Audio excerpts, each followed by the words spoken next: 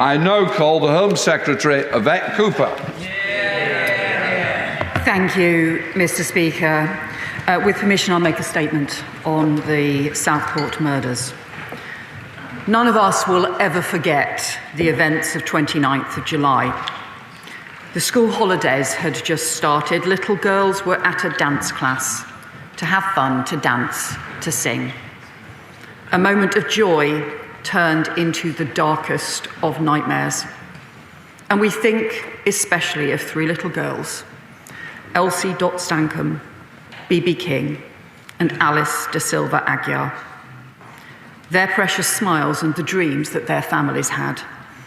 And we think of their families' agony to have that future so brutally destroyed.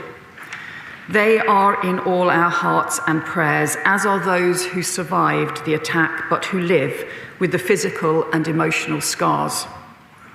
And nothing will ever take away their trauma and loss, and we will ensure that they receive the support and care they need in the years to come.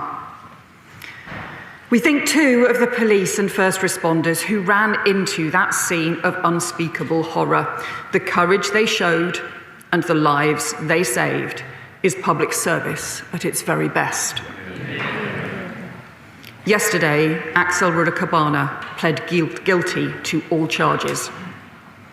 He stands responsible for one of the most barbaric crimes in our country's history. The most vile and cowardly attack on little children who could never defend themselves, carried out in the most horrific and traumatic way. The CPS has described him as a young man with a sickening and sustained interest in death and violence, who has shown no sign of remorse. On Thursday before sentencing, the prosecution will set out what happened that day and the nature of those offences. But, Mr. Speaker, now that the conviction has been secured, the families, the people of Southport and the entire country need answers about how this horrendous attack could ever have happened.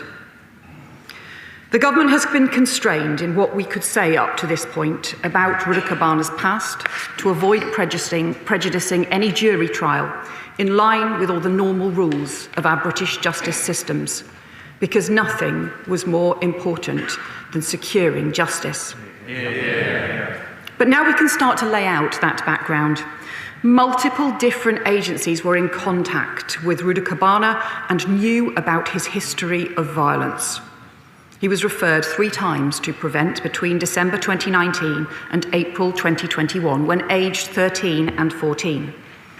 Between October 2019 and May 2022, Lancashire Police responded to 5 calls from his home address about his behaviour.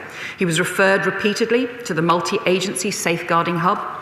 He had contact with Children's Social Care, the Early Help Service, Child and Adolescent Mental Health Services. He was convicted of a violent assault against another child at school and was referred to the Youth Offending Team. He was excluded from one school. He had long periods of absence from another. All those agencies had contact with him. Yet between them, they completely failed to identify the terrible danger that he posed. How did he fall through so many gaps? It is just unbearable to think that something more could and should have been done. So there are grave questions about how this network of agencies failed to identify and act on the risks. There were so many signs of how dangerous he had become, yet the action against him was far too weak. So families need the truth about why the system failed to tackle his violence for so many years. That is why we are setting up an independent public inquiry.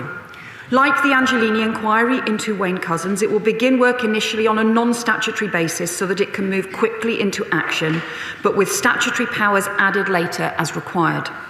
We will set out the terms of reference and appoint the chair once we have consulted the coroner and given the families the opportunity to comment. And in addition to examining what went wrong in this horrific case, I am also asking the inquiry to consider the wider challenge of rising youth violence and extremism.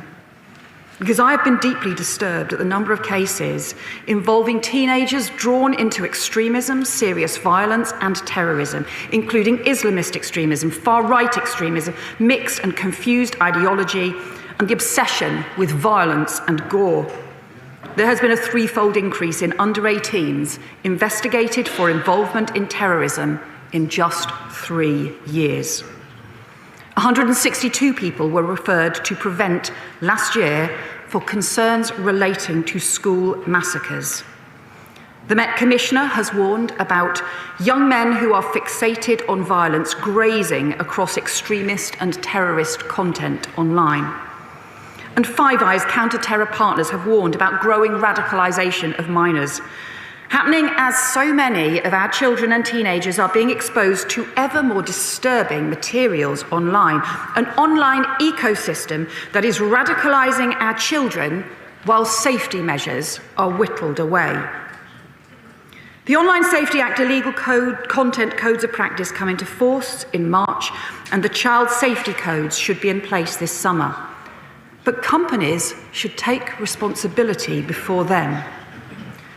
The prosecution will provide more detail on Thursday about material Rudakubana searched for online, but I can tell the House the government is this week contacting technology companies to ask them to remove dangerous material that he accessed. Companies should not be profiting from hosting content that puts children's lives at risk. And let me set out 4 other areas where we're taking action in advance of the inquiry. Firstly, on Prevent.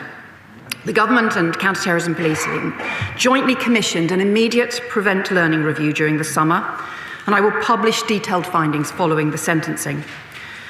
The 3 referrals took place between 3 and 4 years before the Southport attack, including following evidence that he was expressing interest in school shootings, in the London Bridge attack, the IRA, MI5, and the Middle East.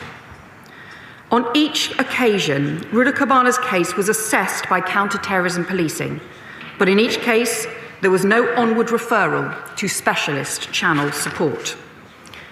The learning review has concluded the referrals should not have been closed, and that cases such as these, given his age and complex needs, should be referred to channel.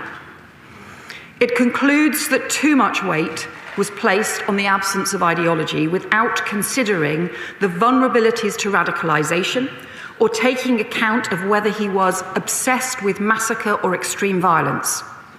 And the cumulative significance of those 3 repeat referrals was not properly considered. Mr. Speaker, the Prevent programme is vital for our national security, and its officers work with huge dedication to keep us safe. But we need it to be effective. Some changes have already been made since 2021, including new Prevent duty guidance, new training for frontline workers on radicalisation, stronger policy on repeat referrals. And in September 2024, a new Prevent assessment framework was launched, supplemented by robust training for all Prevent police officers. But these changes do not go far enough. Given the importance of the programme, I cannot understand how it has been allowed to operate for so long without proper independent oversight. That is why I announced before Christmas the introduction of a new independent Prevent Commissioner with the power to review cases and to ensure that standards are being met. So I'm today appointing Lord David Anderson, KC, as an interim Prevent Commissioner to start work immediately, and his first task will be to conduct a thorough review of the Prevent history in this case to identify what changes are needed to make sure serious cases are not missed, particularly where there is mixed and unclear ideology. I've also tasked my department to conduct an end-to-end review of Prevent thresholds, including on Islamist extremism, where referrals have previously been too low. And we're looking at cases where mental ill health or neurodivergence is a factor and developing new arrangements with other agencies which may not meet the threshold for channel counter-extremism support, but where violent behaviour urgently must be addressed.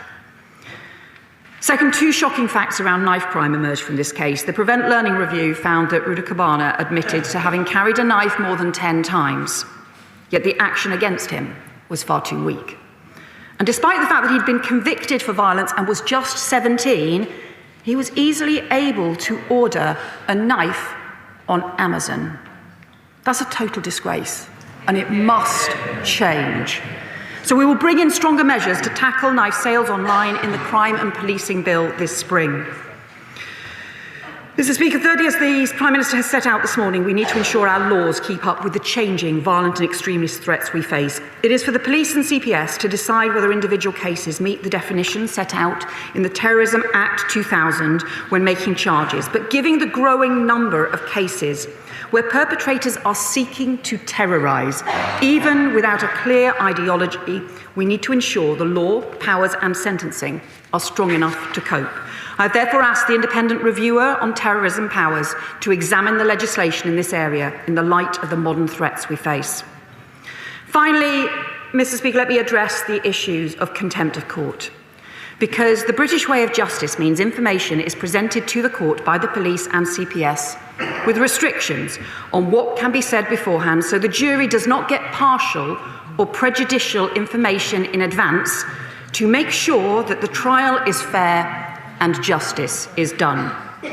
Social media puts those long-established rules under strain, especially where partial and inaccurate information appears online. And the Law Commission is reviewing the contempt of court rules in that light. But let me be clear, where the police, government and journalists are given clear advice from the CPS about contempt of court and about not publishing information in advance of a trial, if we did not respect that, and a killer walked free, we would never be forgiven. Mr. Speaker, there are times when something so unfathomably terrible happens that whatever words we find feel grossly insufficient. And that is how it feels over the Southport attack. So let there be no doubt. Responsibility for this outrage lies squarely with the perpetrator, but equally, in the wake of such a monstrous atrocity, we have to ask every question, no matter how difficult, and where change is needed, we must act. That is now our task. We owe that to the victims, to their loved ones, and we owe it to the country, because protecting the public is the first duty of the government and the shared purpose of this House. I commend this statement to the House.